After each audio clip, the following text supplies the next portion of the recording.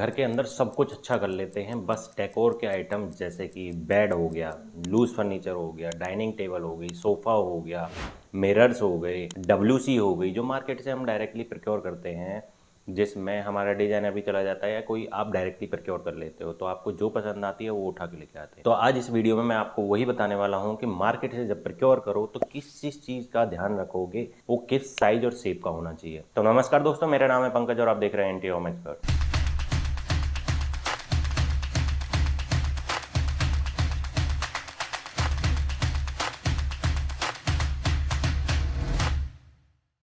देखिए, पैसा तो एक्स्ट्रा खर्च नहीं होने वाला है, पैसा तो वो सेम का सेम ही रहने वाला है। बस शेप एंड साइज आपने देख लिया तो आपका जो घर है वो आपका ऑटोमेटिकली जो आप फील करना चाह रहे थे वो आपको वास्तव में आएगा। उसका रीजन ये है कि जब हम नई चीज प्रोक्योर करके लेके आते हैं वो अच्छी तो लगती है, कहीं ना कहीं ऐसा दिमाग में रहता है कि किसी वजह से कि वो डिजाइन के साथ में मर्ज तो हो रही है पर लेकिन कहीं कुछ दिक्कत है, परेशानी है, वो समझ में नहीं आती। तो वो होता है हमारा शेप और साइज। अगर थोड़ा सा माइन्यूट सा भी साइज आपने बड़ा कर दिया या माइन्यूट सा भी शेप चेंज कर दिया घर के अंदर तो उसमें आपको गड़बड़ लगेगी और वो एक चुभन टाइप लगेगा, आपको समझ में नहीं आएगा कि दिक्कत क्या हुई है। तो इंटीरियर डिजाइनर जो होते हैं वो इसी चीज का ध्यान रखते हैं जिसकी वजह से आपका जो घर है वो फील लग्जरियस दे और आपको कभी भी चुभन महसूस ना हो दे। तो पहला पॉइंट डिस्कस करते हैं इसमें। पहला है डब्ल्यूसी। डब्ल्यूसी का स्क्वायर कॉर्नर्स हैं जो उसके हाफ राउंड होने चाहिए और आपने हरदम जो डब्ल्यूसी लगवानी है वो वॉल माउंटेड ही लगवानी है। जब भी फील आएगा आपके घर का तभी आप मेंटेनेंस फ्री बना पाओगे। कभी भी जहां पर आपका पानी सॉल्टी है वहां पर आपको कभी भी डब्ल्यूसी ब्लैक कलर की नहीं लेनी है। वहां व्हाइट में ले सकते हो, कोई और कलर ले सकते हो, ब्लैक कलर में नहीं लेना क्योंकि उस पर स्पॉट्स दिखना जल्दी स्टार्ट हो जाते हैं। नेक्स्ट पॉइंट है मिरर। मिरर कैसा लेना चाहिए? मिरर लोगे आप रेक्टेंगल। आपकी वॉल विड्थ वाइज बड़ी है तो आप रेक्टेंगल विड्थ वाइज लगाओगे। अगर आपकी वॉल हाइट वाइज बड़ी है तो हाइट वाइज लगाओगे। इससे आपको इल्यूजन क्रिएट होगा, जो आपका पर्टिकुलर एरिया है वो बड़ा बड़ा दिखेगा। एक तो मिरर का यही होता है कि रिफ्लेक्शन दिखाता है पिछली वाली वॉल का। दूसरा, मिरर है उसके कॉर्नर्स हर जगह से, जहां चारों कॉर्नर्स होंगे वहां से उसको हाफ राउंड करवाना है। हाफ राउंड इसलिए कह रहा हूं, किसी भी महंगी कंपनी का कोई फोन देख लोगे या कुछ देख लोगे उसके कॉर्नर्स हरदम हाफ राउंड ही मिलेंगे। तो कॉर्नर से जब हाफ राउंड होते हैं तो वहां से आपको एक लग्जरियस फील आना स्टार्ट होता है। उसका रीजन ये है कि जब उसके अंदर आप सेंसर लाइट का एक प्रोविजन छुड़वाओगे जो कि चारों तरफ से अंदर की तरफ बिडिंग होकर के, मतलब जहां से फोस्टेड होता है आपका मिरर, वहां से जब लाइट निकल के आएगी तो वो भी आपकी हाफ राउंड घूम करके आएगी। तो यहाँ आपको दिख ही रहे होंगे कि कितने फेबुलस लगते हैं, लग्जरियस लगते हैं।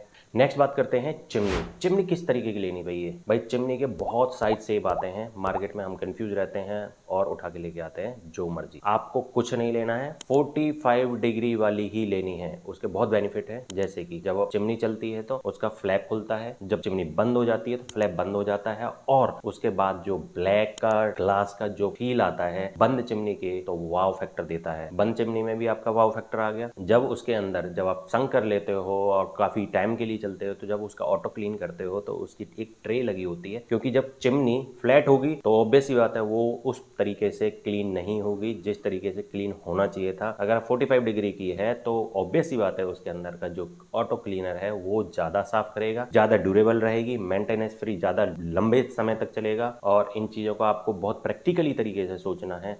मैं अनप्रैक्टिकल चीजें नहीं बता रहा हूँ, प्रैक्टिकल चीज बताऊंगा आपको जहां पे भी आपको वो लगेगा। और आप कहां से इस वीडियो को देख रहे हो कमेंट जरूर करना, कमेंट किया करो बॉस। Next, hob. हॉब कैसा लेना चाहिए? भाई हम कभी लेके आते हैं 2 बर्नर लेके आ जाते हैं, कभी 3 बर्नर लेके आ जाते हैं, कभी 4 लेके आते हैं, कभी 5 लेके आते हैं। ऐसा नहीं करना है। 4 बर्नर लेके आओ। 4 बर्नर में भी एक चीज का ध्यान रखना है, पीछे वाले जो बर्नर हैं उनका डिस्टेंस आपका किचन जो बैक फ्लैश मतलब पीछे वाली वॉल लगने वाली है, जब वो इंस्टॉल हो तो उसके बीच में कम से कम भी 3 इंच का या 4 इंच का गैप होना चाहिए। उसका रीजन ये होता है कि बर्नर के पीछे जब हम रखते हैं तो बड़ी कढ़ाई होगी या बड़े बर्तन होंगे, जब उसके ऊपर रखे जाएंगे तो वो क्या है, दीवार से टच हो जाते हैं और वहां पर एक बड़ी समस्या पैदा हो जाती है जिसकी वजह से हम चारों बर्नरों को एक साथ यूज नहीं कर पाते हैं। तो आप इस चीज का ध्यान रखना, आपका बर्नर थोड़ा सा दीवार से 3 से 4 इंची अंदर होना चाहिए ताकि आप अपनी बड़े सामान रख सको और चारों के चारों बर्नरों को एक साथ यूज कर सको। और उसका शेप क्या होना चाहिए? उसका शेप होना चाहिए रेक्टेंगल, नॉट स्क्वायर। कॉर्नर से उसके आप 90 डिग्री भी ले सकते हो और छोटा सा कॉर्नर पे एक हाफ राउंड आता है वो भी ले सकते हो। आपको टफन मैट फिनिश में लेना है, ना कि ग्लॉस में। ग्लॉस पे उस पे दाग धब्बे जल्दी दिखाई देते हैं, मैट पे नहीं दिखाई देते हैं। मैट ट्राई करो, मैट में एक लग्जरियस फील भी आता है। नेक्स्ट, सीलिंग के अंदर जब हम लाइट से लगाते हैं तो हमें स्क्वायर लगानी चाहिए या राउंड लगानी चाहिए या हाफ राउंड वाली लगानी चाहिए। डायरेक्टली ट्रू सीलिंग पे हैंग करोगे तो वहां आपको लगवानी है स्क्वायर, वो भी कॉर्नर से हाफ राउंड। मैं ये क्यों बोल रहा हूँ, क्योंकि वो डायरेक्टली ट्रू सीलिंग पे लगी हुई है और उसका एक पोर्शन थोड़ा सा बाहर की तरफ निकला होता है। जब वो थोड़ा सा बाहर की तरफ निकला होता है तो इल्यूजन क्रिएट करता है कि एक कुछ एलिमेंट लगा हुआ है और वो दिखेगा, आपको बढ़िया तरीके से दिखेगा।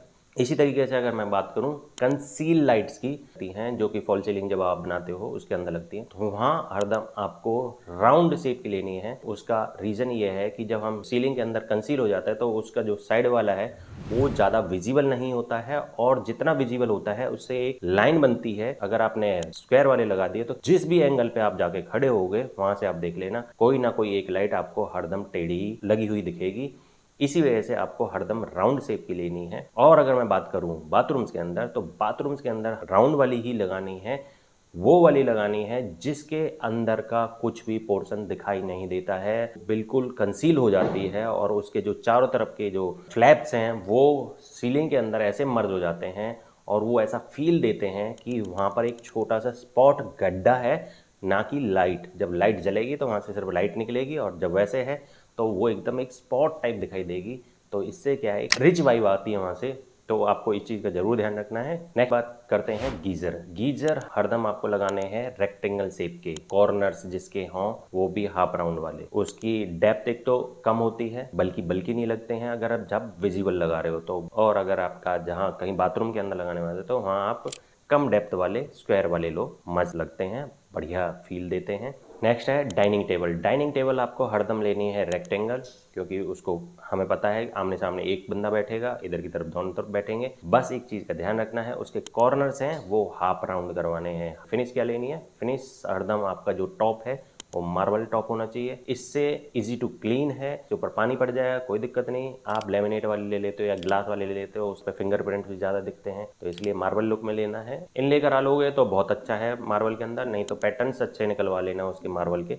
Next, exhaust. बाथरूम्स के अंदर एग्जॉस्ट इनबिल्ट कर सकते हो, मतलब सीलिंग के अंदर लगा सकते हो या वॉल के अंदर लगा सकते हो, तो इनबिल्ट ही लेना। Next, sofa. सोफा हरदम आपको लेना है कॉर्नर्स पे से राउंड, हाफ राउंड ले लो, फुल राउंड ले लो, वो आपकी चॉइस है, आपको कैसे लेना है। ट्राई करो कि हाफ राउंड लो, क्योंकि हाफ राउंड में कॉर्नर है, इतना ज्यादा वेस्ट नहीं होता है। फुल राउंड उधर लेना है जहां आप वॉल से दूर रख करके आप सोफा रख रहे हो, तो थोड़ा सा अगर लग्जरियस फील देना है तो अगर आपने सोफा फेस है वॉल से थोड़ा सा दूर, मतलब 1 फीट 2 फीट, मतलब पीछे से जाने का रास्ता हो, रास्ता अगर पीछे से मिल गया तो एक लग्जरियस फील आने वाला है। नेक्स्ट है टीवी यूनिट। टीवी यूनिट के हरदम जो कंसोल है, नीचे वाला कंसोल है, उसके सारे के सारे कॉर्नर्स आप राउंड कर दो। और दूसरा, इसके जो सामने की जो फिनिश है, फिनिश आप उस तरीके से लेना जैसे फ्लूटेड हो गए, फ्लूटेड लेमिनेट लगवा दो, फ्लूटेड ग्लास लगवा दो। और फ्लूटेड ग्लास ज़्यादा महंगा पड़ रहा है तो उसके अंदर फिल्म लगवा देना नॉर्मल उसमें। तो इस तरीके से फ्लूटेड में आप जाओगे तो बहुत वाव फैक्टर आ जाएगा। फ्लूटेड में भी काफ़ी पतले वाले आते हैं, अगर आपका बहुत ही बड़ा टीवी यूनिट है